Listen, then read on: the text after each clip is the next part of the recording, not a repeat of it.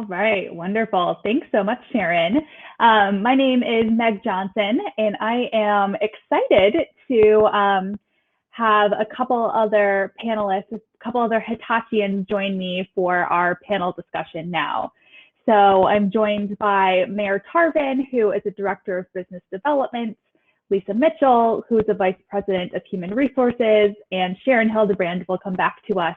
Again, she's the Vice President of Alliances. In my role, I am a Product Enablement Manager for our IP and product section. So welcome, Lisa and Mayor, and welcome back, Sharon. Thanks so much for joining us. And just to kick things off, I wanted to start with a general question for all of you. So what's something that you believed earlier in your career, but you think differently about now? Sharon, we'll start with you. Yes, I early on have been in technology for 30 years, and it was always work harder, work longer, work faster, and that is going to equal success. And what a different view I have of that philosophy now. I've completely rewritten it, and it started a little bit before COVID, but COVID definitely accelerated this viewpoint that I have.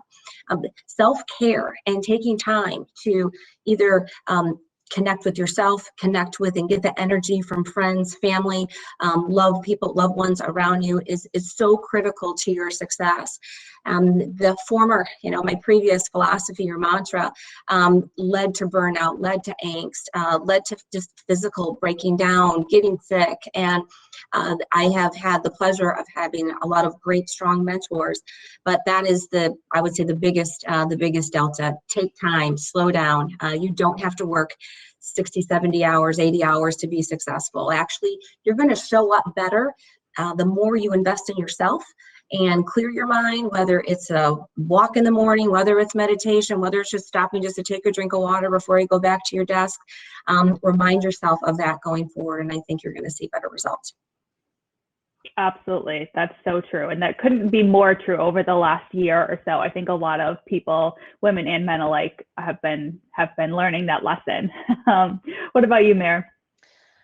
Yeah. Hey, Meg. Thanks for the introduction. Mayor Tarvin here. So I was thinking about this, and when I started out in my career a long time ago in sales, I really thought about success being moving up that sales ladder, going from sales person to a regional sales manager to a VP of sales, maybe as a global or a national organization. And it mattered to me, and I thought that was what success really was. And I also thought that that's how people would view me to be successful, by moving up the ladder.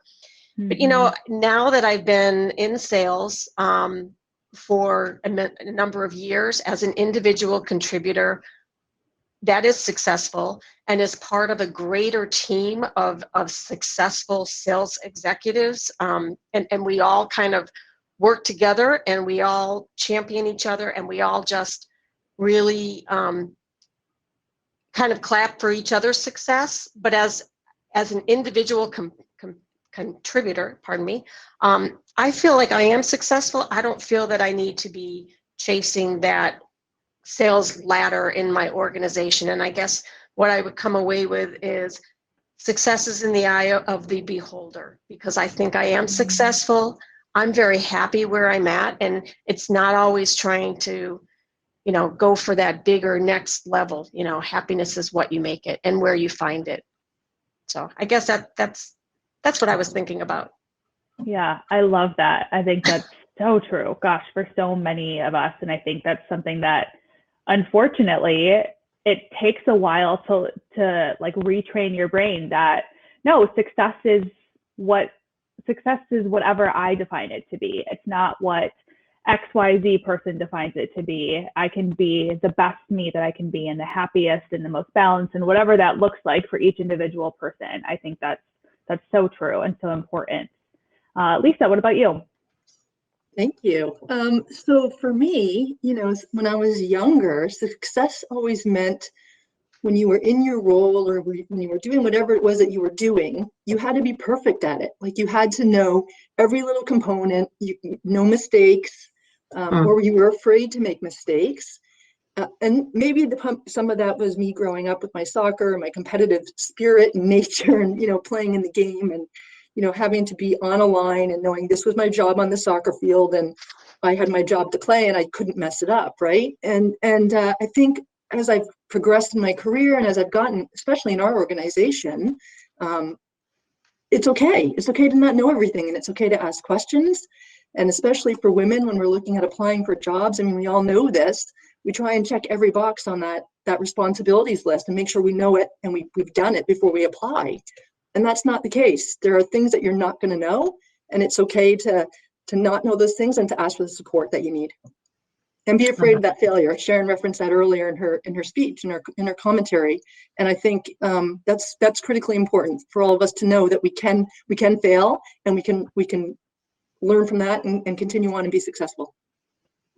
Absolutely. Gosh, yeah. Personally, that's something that it took me a while as well. Just recently in my career, I realized like it's better to not know everything. I'd rather be challenged in a job, and that was.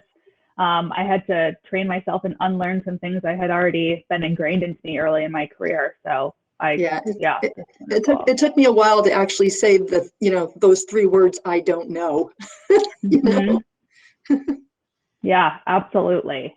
Well, thank you all for sharing. So let's dive in to talk about Hitachi Solutions, and one of my favorite things to talk about, our culture. So I'd love for you to each share what your favorite part about the culture at Hitachi Solutions is.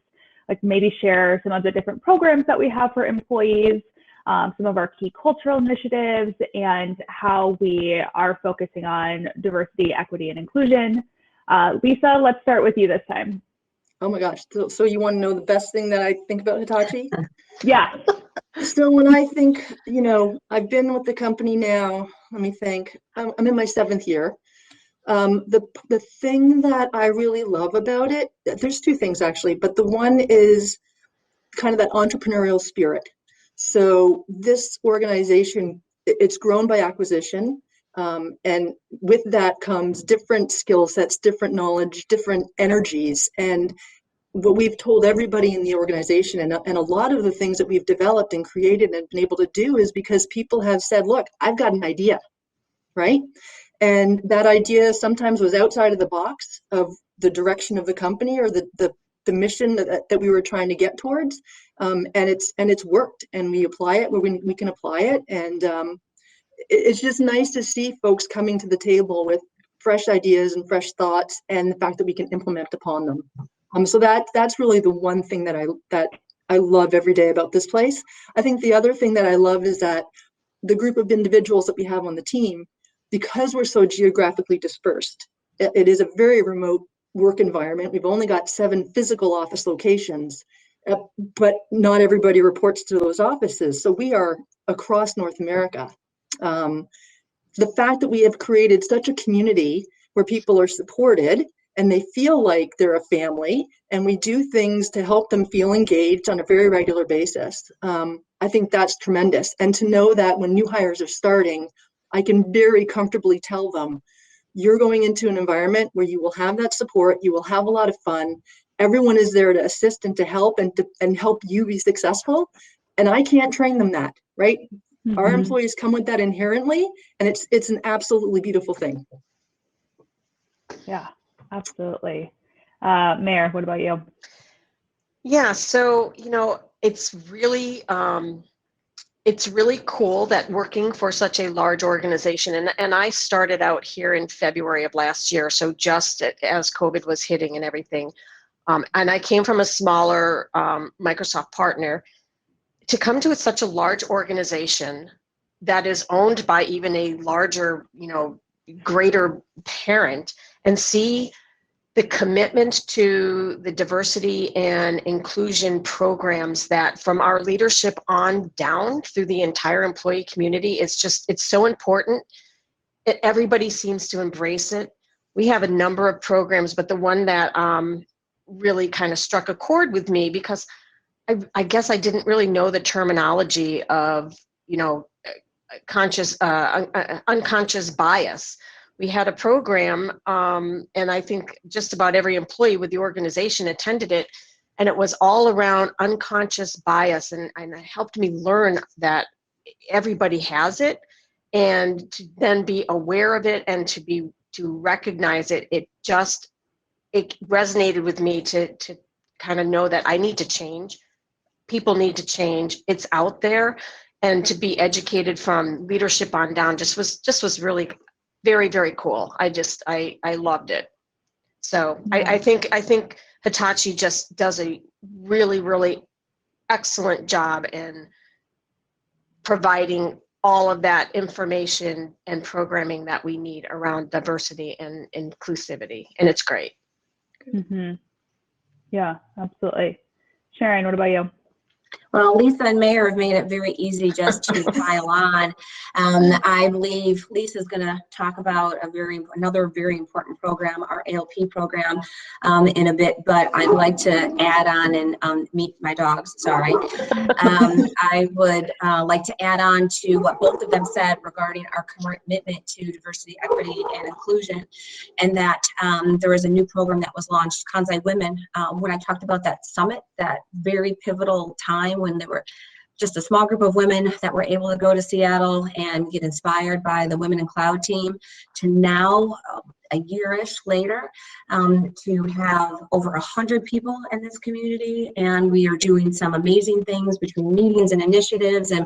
And selfishly, in my world in alliances, I've been able to take that concept and the power and energy from Kansai Women, again, per Lisa's input and sharing. We can fail and test and try and come with new ideas. Within alliances, we're launching a corporate social responsibility pillar, which is going to be prioritizing our ISV partners that have socially responsible initiatives. We want to line up with them and then also bring in our customers. I mean, it doesn't get better, or at Hitachi, we like to talk about a customer for life. But when you can connect over with the customer or partner over something socially responsible, and DEI is at the top of the list, it's really impactful and game changing. Last selfish plug, we are prioritizing women-owned partners right now. So we have a campaign to review women-owned companies and bring them into our partner network. So take a special note on that. Make sure you have my contact information. Yeah, absolutely. Yeah, it's incredible to see the support from leadership. I think that's what's been one of the most impressive things to me, is that the leadership team is very supportive, and wants to make sure that it's a great place to work for everyone. We all love working here, as you can tell, and it's great to have. We want to make sure that other people feel that way too. And one of my favorite sayings that's popular amongst our senior leadership team is that culture eats strategy for breakfast.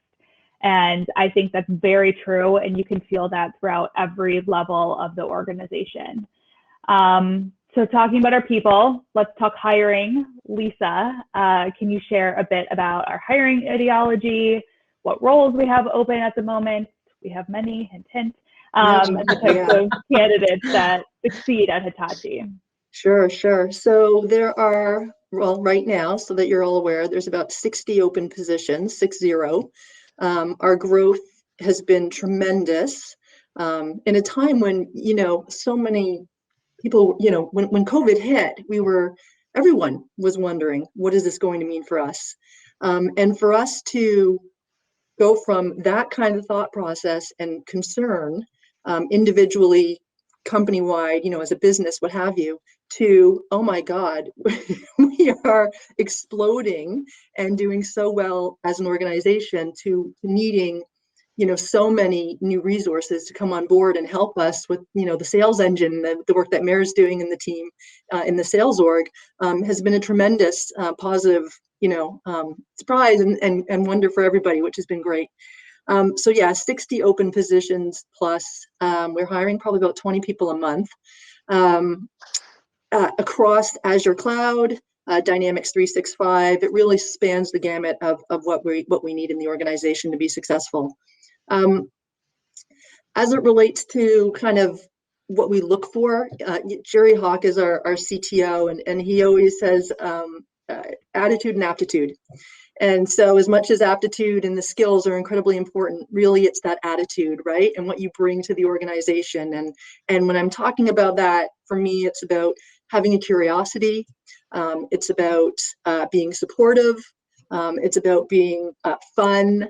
All of those things that you want, in a relationship, quite honestly, with everyone that's around you. And that's all kind of speaks back to our culture and our kind of our pillars and our values, if you will, as an organization.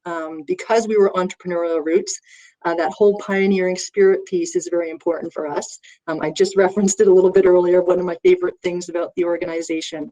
But the pillars are kind of at our foundation. That's our values.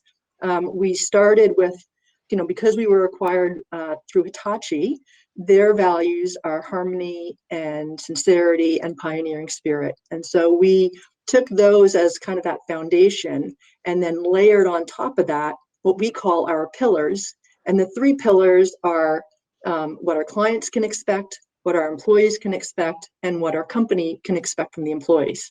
And so underneath each of those pillars is a statement of what those individuals can expect from us as an organization. And I want to actually read to you, if you don't mind, what we write for our employees, because I think it really resonates and it's exactly true to who we are and what we expect from others as well.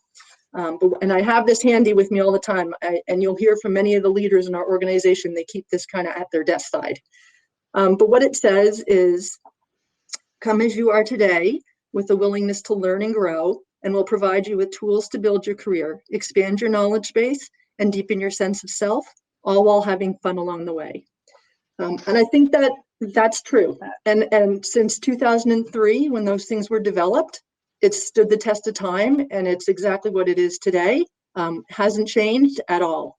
And so I think we're really proud to be a part of that. I think all of us on this panel and anyone in the organization that you speak with, I think you'll hear that from them, and they can talk to it very, very easily, for sure. Absolutely. Yeah, I don't know if Mayor and Sharon, I don't know if you wanted to comment on any of that as well, but that from an attitude perspective and what we look for and what we want people to know that they can get from us, that's it, really. Yeah. I love that our CTO also mentions when he interviews, and he likes to be involved in interviewing, the one thing that he's trying to get someone to say is, I don't know. Like, right. He welcomes that. We want that spirit of, I don't know, but I'm excited to go learn. And another thing I love about that statement that you read, Lisa, is talking about having fun, right? Because work can be stressful sometimes. Everyone knows that, sometimes it's long hours or whatever is happening. But at the end of the day, you want to like the people you're working with, and you want to have fun. So, right. It's not always that serious. To enjoy the people you're around and the people that you're spending your time with, I think is important at Hitachi. Yeah. And Sharon referenced how Kansai Women, came to be after the conference in January 2020. And so that was kind of really where we started along our journey with diversity and inclusion. And so over the course of the last year, through a couple of programs, Kansai Women and our ALP, which I believe you've heard those 2 phrases or acronyms or names in the last 10 minutes or so, we've really taken some steps as it relates to the way we engage with our internal employees, but also the way that we look to how we recruit. And so from a recruiting perspective, we've started to we've done 2 things as it relates to the hiring process. The first is in every interview, we want to make sure that there's a woman on the hiring or the interview team, so that female candidates coming in, have the opportunity to talk to somebody who is a female about their experiences and their thoughts about Hitachi solutions. The other thing that we've implemented is what's called the Rooney Rule. And if you're not familiar with that, Dan Rooney was the president of the Pittsburgh Steelers in the NFL, which is predominantly male. And it was his goal and vision to have more female managers or leaders within the NFL. And so he made it a rule that if ever there was a senior level position open in the NFL, that a female candidate needed to be in the final mix. And so we've implemented the Rooney Rule as it relates to any management positions that we have in the organization. So we can look to create opportunities for women to advance their career within the company. We're also, of course, looking, we're working with diverse universities.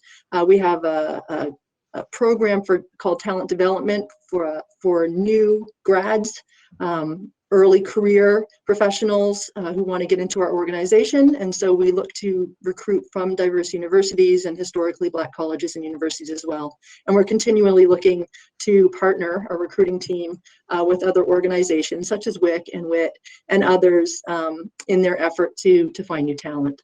So that's what's kind of happening from a recruiting perspective. Yeah. Fantastic. Thanks so much for sharing that, Lisa. Yeah, for sure. So now that you had a chance to talk about the types of people that we have at our organization, let's talk about how we take that and serve our customers with our business development and alliances program. So I'd like to know, what types of opportunities are you seeing right now from our customer base? And talk maybe a little bit about how we partner with Microsoft and with other partners as well. Sharon, I'll start with you on this. Okay, well, I can go ahead and check the partner box. And I would say when we look at expanding our partnerships, you've already heard me talk about the prioritization around women-owned companies right now. When someone comes and wants to join our ecosystem, over 50 ISV partners at this point, there's two things that if I could give some of them coaching before they came and knocked on my door to consider would be to think creatively, and more is better. So the first one, when I talk about thinking creatively, everyone's a salesperson. And for those of you that have your own cloud-based businesses or came out of or want to go into the accelerator program with Women in Cloud, you know this already, whether you're pitching your idea for funding or you're pitching your idea to a potential customer. But when I talk about thinking creatively, I do get a lot of garden variety pitch decks. And it's almost like they all downloaded the same template from business school. And you do have to check the core boxes, but when you're thinking about polishing your sales skills and going into especially a larger organization and wanting to differentiate yourself, I love it when people lead with stories. Partners who can come in and tell a story. Give me a day in the life of what it would be like to engage with you, Mr. and Mrs. Alliance Manager, your sales teams, engaging with our sales teams in field, our technical teams. Whether it's marketing or delivery or account planning, what does that look like? Stories are king, as a lot of you may have already heard somewhere or read elsewhere, but it makes such a difference when someone can dip me into that experience. Fast forward to at the end of the year. Here's actually, and some of them get tactical. I'll get sample reports. Here's what you can expect from a dashboard standpoint. Here's how we measure success. This is what good looks like. And I know those people are thoughtful, and those are the types of partnerships that I want to engage with. When it comes to the second point, more is better. Depending on where you're at with your company and your alliance, think about partnering up with other ISVs, non-competitive ISVs. So if you lead and you address a specific industry and solve a specific problem around field service or customer 360, perhaps there's a marketing ISV that would complement yours, especially when you're first starting. And I was thinking about this question a little bit more, and I think it would be awesome as women-owned businesses, and that being a bulk of the audience, to come up with and approach me with 2 or 3 women-owned businesses, and you formed an alliance. You have an ISV alliance. We've already put the thought into how one of your customers, Hitachi, how we can solve problems on the contract management process standpoint and enterprise reporting, customer 360, and we have a really cool marketing tool for retail. And by the way, we're all women-owned businesses. So when you think about getting creative and packaging yourself, reach out also. Think about how you can share the opportunity, share your creativity, tap into that of others, and build that really strong story. Yeah, great. Mayor, anything to add from your perspective in the sales world? Oh boy, is there enough time for me? As a Microsoft partner that provides services across the entire Microsoft ecosystem, from Dynamics to Azure to data, it's so exciting that we have so many opportunities and projects going on with our customers, and as a trusted advisor and a trusted partner with our customers, I can just say some of the biggest projects, or the most common projects that we're seeing right now. One is around data, and companies really embracing data as an asset and using that data to really find nuggets of business values, real impactful business outcomes. So I would say the modern data state is really a big opportunity. The other big opportunity that we're seeing a lot of momentum is in process automation, where organizations are looking for ways to automate projects or things that they're doing that are much more manual or Excel based, and not necessarily efficient, and they're time consuming and not productive. And by putting projects in place to automate these types of processes, they're really gaining value. It looks like we might be close to time. I heard something in my ear. The last one that I would say is advisory services. We just kicked off a new strategy called Digital Compass. And the advisory strategy is to work with an organization's leadership at the top and try to understand what their challenges and needs are, and put together a strategy to kind of meet them where they're at with these challenges, and then maybe get the plan into an execution phase so that they can see what those valued outcomes are for the business. So I could talk all day, but it sounds like there's not enough time, but certainly would be happy to talk with anybody further on any types of projects that you might have, or you're looking for, some advice or for some resources to kind of partner with your teams. Perfect. Thank you so much for sharing that. And of course. More on that digital compass, we do have a session later. We have a table where you can talk about that. So thank you all again, Lisa, Sharon, and Mayor, for sharing your insight and personal experience with working at Hitachi Solutions. So with that, I'll go back over to you, Riza.